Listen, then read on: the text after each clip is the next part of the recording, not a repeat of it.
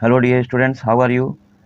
मैं विपिन कुमार मिश्रा मैथ्स की पाठशाला में आपका स्वागत और हार्दिक अभिनंदन करता हूं। उम्मीद है दोस्तों आप सभी स्वस्थ होंगे और अपने लक्ष्य की ओर तेज़ी से आगे बढ़ रहे होंगे। दोस्तों आज की क्लास में हम लोग फर्स्ट लेसन के गॉस थ्योरम टॉपिक को कवर करेंगे और उसके एक एप्लीकेशन को देखेंगे। Electric field intensity due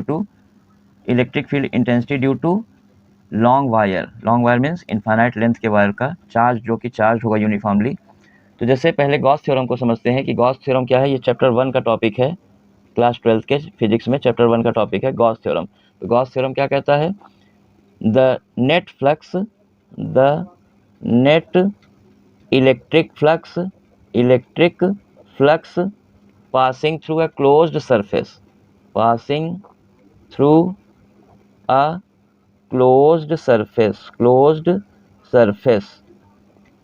is 1 upon epsilon naught times of total charge enclosed by the surface। कहने का मतलब ये है कि किसी भी बंद पृष्ठ से होकर गुजरने वाला संपूर्ण विद्युत फ्लक्स उससे घिरे कुल आवेश के 1 अपॉन एप्सिलॉन नॉट गुना होता है। 1 अपॉन एप्सिलॉन नॉट गुना होता है। सपोज करिए यहाँ पर एक प्लस क्यू चार्ज रखा है, इसके चारों तरफ आर रेडियस का एक गसियन सरफेस क्या होता है? Imaginary surface drawn around point charge और charge conductor by which we determine the electric flux और इलेक्ट्रिक फील्ड इंटेंसिटी, जिसकी मदद से एक ऐसा काल्पनिक पृष्ठ जिसकी मदद से हम लोग विद्युत फ्लक्स और विद्युत क्षेत्र की गणना करते हैं, उसी को बोलते हैं गॉसियन पृष्ठ। यहाँ इस गॉसियन पृष्ठ का रेडियस है आर। गॉसियन पृष्ठ का रेडियस क्या है? आर। और यहाँ पर एक पॉइंट पी है। इस पॉइंट पर एक छोटा सा एरिया माना गया सरफेस का, ये बहुत छोटा सा पार्ट है जिसको हम लोग कहेंगे डीए। ये एरिया क्या है? डीए। अब इस पॉजिटिव चार्ज से जो इलेक्ट्रिक फील्ड निकलेगी वो आउटवर्ड निकलेगी, नॉर्मल ई वेक्टर आउटवर्ड निकल रही है। और एरिया वेक्टर क्या होता है? किसी भी सरफेस के परपेंडिकुलर वेक्टर को बोलते हैं उसका एरिया वेक्टर। तो इस छोटे से डीए का भी वेक्टर किधर निकलेगा? एरिया वेक्टर इसी डायरेक्शन में निकलेगा, डीए वेक्टर। तो इस पॉइंट पी पर डीए वेक्टर भी आउटवर्ड नॉर्मल है और ई वेक्टर भी आउटवर्ड नॉर्मल है, तो दोनों सेम डायरेक्शन में है। तो angle between E vector and DA vector क्या हो जाएगा? Theta is 0 degree. अब ये angle between E vector and DA vector है जो कि 0 है। तो लाइन, ये इंटीग्रल, सरफेस इंटीग्रल भी बोलते हैं, यहाँ एस भी लिख सकते हैं, surface integral of E dot DA, surface integral of electric field intensity is given by integral E dot DA. Dot product खोलने पर क्या आएगा? डॉट प्रोडक्ट खोलते हैं जब, जैसे A dot B equals to होता है ए डॉट बी, वेक्टर का डॉट प्रोडक्ट क्या होता है? Mod A mod B cos theta, mod B cos theta. तो यहाँ पर हम लोग ई डॉट डी ए में अगर लाइन इंटीग्रल अगर लगाते हैं तो क्या हो जाता है? ये E D A cos zero,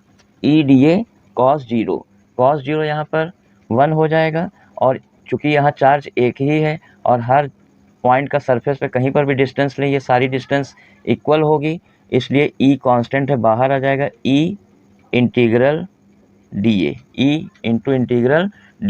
अब बताइए इलेक्ट्रिक फील्ड इंटेंसिटी का फॉर्मूला क्या होता है?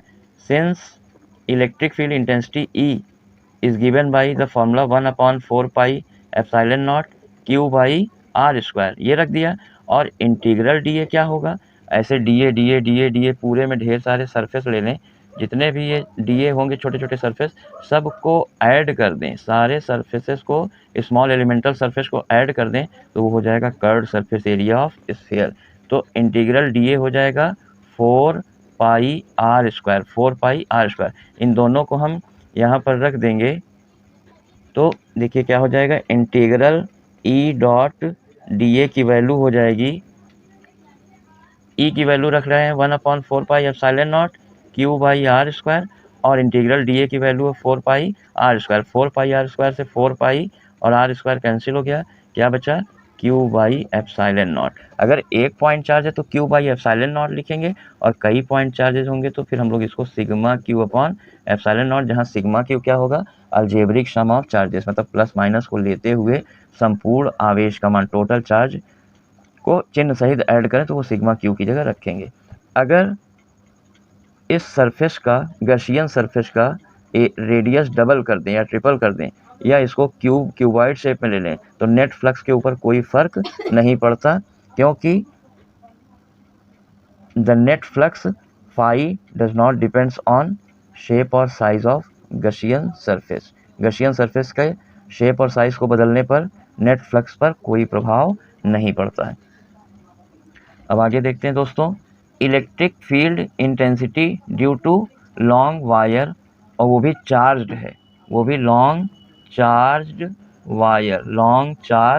वायर। तो सपोज करिए ये एप्लीकेशन ऑफ गॉस थ्योरम में इसके क्वेश्चन पूछे जाते हैं, डेरिवेशन। ये एक इनफाइनाइट लेंथ का वायर है, ये एक इनफाइनाइट लेंथ का वायर है, इसमें पॉजिटिव चार्ज पूरे में यूनिफॉर्मली डिस्ट्रीब्यूटेड है। ये लीनियर चार्ज है, अभी जो हमने ये प्रूव किया, ये पॉइंट चार्ज के लिए स्फेरिकल गॉसियन सरफेस होता है, लेकिन पॉइंट चार्ज के लिए जो गॉसियन सरफेस होता है वो सिलेंड्रिकल होता है। पॉइंट वो लीनियर चार्ज के लिए कैसा होता है, ये सिलेंड्रिकल होता है। लीनियर चार्ज के लिए गॉसियन सरफेस कैसा होता है, सिलेंड्रिकल होता है। तो ये एक सिलेंडर माना हमने, लीनियर इनफाइनाइट लेंथ के चार्ज कंडक्टर के अराउंड एक आर रेडियस का क्या माना गया, आर रेडियस का एक Gaussian surface, cylindrical Gaussian surface माना। और इसकी लेंथ कितनी है दोस्तों, इसकी लेंथ वही हाइट जो है वो एल है और रेडियस स्मॉल आर है। अगर इस पर uniformly plus Q charge distributed है, तो अगर यहाँ पर हम कोई छोटा सा एरिया लें, डी ए, बहुत छोटा सा एरिया है डी ए, तो उसका नॉर्मल वेक्टर किधर निकलेगा, ऊपर की तरफ निकलेगा, डी ए वेक्टर। नीचे वाले बॉटम पर अगर हम कोई एरिया लेंगे डी ए, तो उसका भी नॉर्मल, क्योंकि किसी भी सरफेस का नॉर्मल वेक्टर ही उसका area vector D A vector होता है। और अगर हम यहाँ पर ले रहे हैं कर्व्ड सरफेस एरिया पर, तो उसका नॉर्मल फिर इधर निकलेगा D A vector. Curved surface area पर जो नॉर्मल होगा वो डी ए वेक्टर इधर निकलेगा। तो ऑन द टू एंड्स,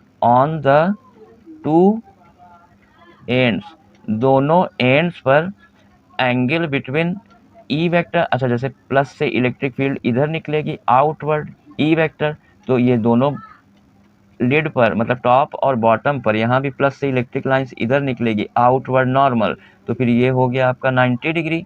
तो दोनों टॉप और बॉटम पर, दोनों सिरों पर थीटा कितना हुआ 90 डिग्री। तो फाई का फॉर्मूला हो जाएगा ई डॉट डी ए, और डॉट प्रोडक्ट खोलेंगे तो ये आ जाएगा E D A cos theta, theta को 90 रखेंगे, कॉस 90 जीरो हो जाएगा। इसका मतलब दोनों सरफेस से कोई भी फ्लक्स पास नहीं होगा, no electric flux is passing through the two ends of the cylinder.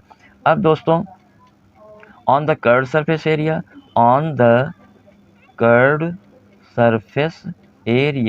Curved surface area की अगर हम बात करें, तो प्लस से इलेक्ट्रिक लाइन्स इधर आउटवर्ड निकलेगी और डी ए वेक्टर भी इधर ही निकल रहा है, तो दोनों सेम डायरेक्शन में हो जाएंगे, तो थीटा कितना रहेगा 0 डिग्री। तो net flux passing through the curved surface area हो जाएगा ई डॉट डी ए, जिसको हम डॉट प्रोडक्ट खोलेंगे तो आएगा E D A cos zero की वैल्यू 1 हो जाएगी, इंटीग्रल ई डी ए। अब बताइए कि ये यूनिफॉर्मली चार्ज डिस्ट्रीब्यूट है और हर पॉइंट पे, कर्व सरफेस एरिया के हर एक पॉइंट पे रेडियस इक्वल है, कांस्टेंट है, तो इलेक्ट्रिक फील्ड इंटेंसिटी भी हर पॉइंट पे कांस्टेंट होगी। तो इलेक्ट्रिक फील्ड इंटेंसिटी ई को इंटीग्रल के बाहर ले लेंगे, और यहाँ पर इंटीग्रल डी ए बचा। गॉस थ्योरम अप्लाई करें तो integral E dot D A या फाई की वैल्यू क्या होगी, यहाँ पर फाई की वैल्यू हम सब्सटीट्यूट कर देंगे क्यू बाई एप्सिलॉन नॉट, ई बाहर आ गया, और इंटीग्रल डी ए क्या होता है, ये जितने भी डी ए लेके ऐड करेंगे सब कर्व्ड सरफेस एरिया बना देगा। सारे डी ए ऐड करने पे ये कर्व्ड सरफेस एरिया, जिसका फॉर्मूला क्या होता है, curved surface area of a cylinder का फॉर्मूला होता है 2 पाई आर एच, लेकिन हमने यहाँ पे एच को एल ले लिया है, 2 पाई आर एल, और इधर क्यू अपॉन एप्सिलॉन नॉट।